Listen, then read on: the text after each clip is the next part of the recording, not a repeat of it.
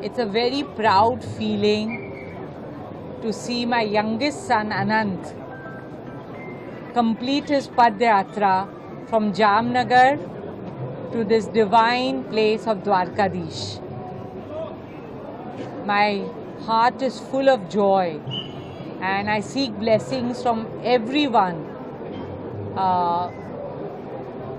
For all the youngsters who have accompanied Anant for the last 10 days, they are spreading our Sanskriti, our tradition, our culture and carrying it forward.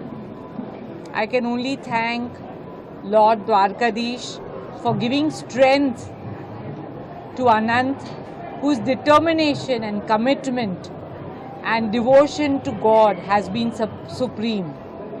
So, all I can say is Jai Shri Krishna and Jai Dwarkadish.